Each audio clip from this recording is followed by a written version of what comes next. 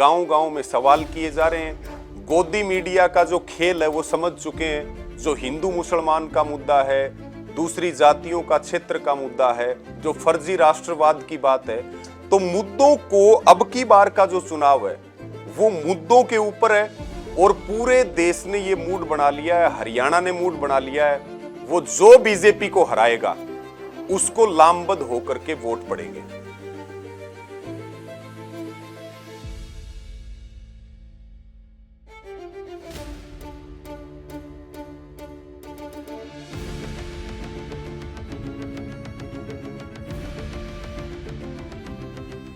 मैं रवि आजाद, सदस्य संयुक्त किसान मोर्चा, युवा प्रदेश अध्यक्ष, भारतीय किसान यूनियन हरियाणा। भारतीय जनता पार्टी ने या नरेंद्र मोदी जी ने वादे किए कि हम 2 करोड़ नौकरी हर साल देश के युवाओं को देंगे। उन्होंने वादा किया कि हम काला धन लेकर के आएंगे। उन्होंने कहा कि 15 लाख सबके खाते में आएंगे। एमएसपी गारंटी कानून किसानों के लिए बनेगा। उन्होंने कहा पहली ही कलम से पहला ही काम मैं देश के किसानों के कर्ज माफी का करूंगा, या हवाई चप्पल पहनने वाला हवाई जहाज में बैठेगा। राष्ट्रवाद का मुद्दा भी था। और ये तमाम जो वायदे किए गए, तो 2014 में प्रधानमंत्री जी सत्ता में आ गए, बीजेपी बहुमत में आ गई, लेकिन कोई भी वायदा 2014 की सरकार में भी पूरा नहीं हुआ। उसके बाद फिर 19 का इलेक्शन था, वो तो पूरी तरह था ही राष्ट्रवाद के नाम पे, और वो राष्ट्रवाद फर्जी था। और आज का जो चुनाव है, अगर हम बात करें 2020 और 21 में जो किसान आंदोलन 3 कृषि कानूनों के खिलाफ शुरू हुआ, 13 महीने तक दिल्ली के बॉर्डरों पे आंदोलन चला, 750 से ज्यादा किसानों की शहादतें हुई, और सरकार ने किसानों के रास्तों में कीले बिछाने का काम किया, आंसू गैस के गोले छोड़े, लाठियां मारी, अनगिनत मुकदमे दर्ज किए, किसानों को जेलों में बंद किया। और हम मांग करते रहे कि सरकार 3 कानून वापस ले, क्योंकि ये 3 कानून खेती पे कॉरपोरेट का कब्जा करवा देंगे।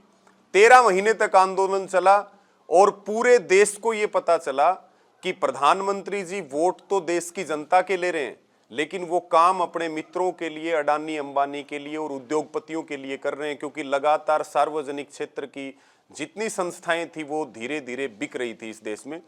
तो उस सब से एक किसान आंदोलन ने एक रास्ता दिखाया कि सरकार उद्योगपतियों के लिए काम कर रही है, और सरकार को उस आंदोलन में घुटने टेकने पड़े, 3 कृषि कानून वापस लेने पड़े, प्रधानमंत्री को माफी मांगनी पड़ी। और उसी आंदोलन से पूरा देश जो है, सबको एक हौसला मिला। अलग अलग वर्ग आगे आए, अलग अलग जातियां, अलग अलग कम्युनिटी आगे आई। और 2014 और 19 में वोट पड़े थे मोदी को जिताने के लिए, बीजेपी को लाने के लिए। लेकिन जो अब 2024 का ये आम चुनाव है, इसमें लोग मुद्दों को समझने लगे हैं। गांव गांव में सवाल किए जा रहे हैं। गोदी मीडिया का जो खेल है वो समझ चुके हैं। जो हिंदू मुसलमान का मुद्दा है, दूसरी जातियों का क्षेत्र का मुद्दा है, जो फर्जी राष्ट्रवाद की बात है, तो मुद्दों को अब की बार का जो चुनाव है वो मुद्दों के ऊपर है। और पूरे देश ने ये मूड बना लिया है, हरियाणा ने मूड बना लिया है कि हमारा वोट बीजेपी के खिलाफ जाएगा, क्योंकि बीजेपी डिक्टेटरशिप कायम कर रही है। वो जो है लोगों के मौलिक अधिकारों के ऊपर डाका डालने का काम कर रही है। तो उस हिसाब से अब की बार का जो वोट है, वो जो बीजेपी को हराएगा उसको लामबंद होकर के वोट पड़ेंगे। हालांकि हम किसी पार्टी का समर्थन नहीं कर रहे, ना हम किसी कैंडिडेट का समर्थन कर रहे हैं, लेकिन हमारा ये स्पष्ट मत है, सबको पता है जनता को कि कौन बीजेपी के कैंडिडेट को हरा सकता है, चाहे वो किसी भी दल का हो, निर्दलीय हो, उसको वोट दें, उसको वोट दिलाएं।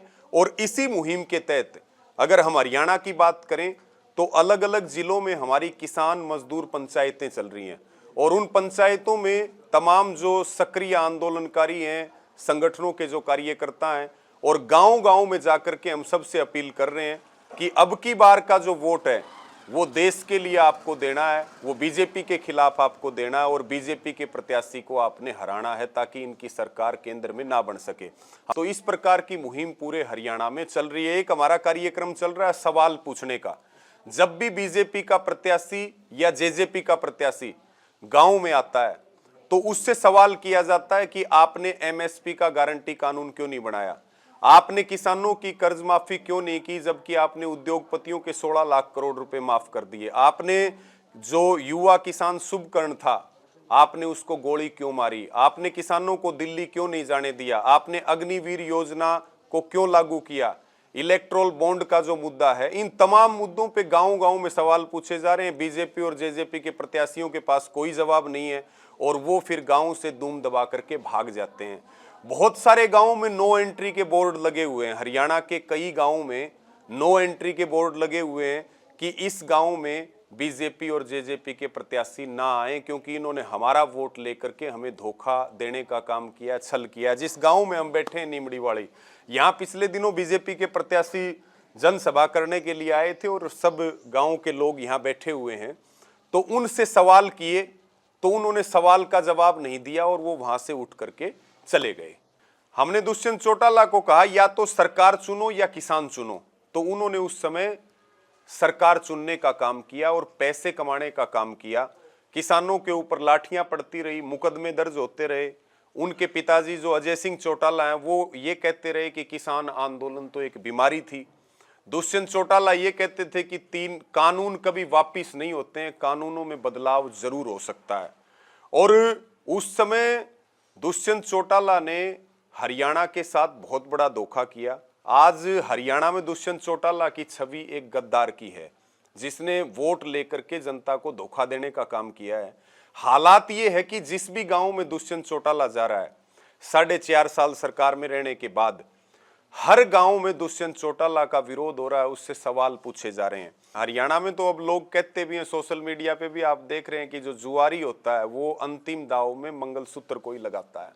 हिंदू मुसलमान की वो बात कर रहे हैं, वो कह रहे हैं कि फलानी पार्टी की सरकार आ जाएगी तो आपकी एक भैंस ले ली जाएगी, फलानी पार्टी की सरकार आ जाएगी तो आपकी आधी जमीन ले ली जाएगी।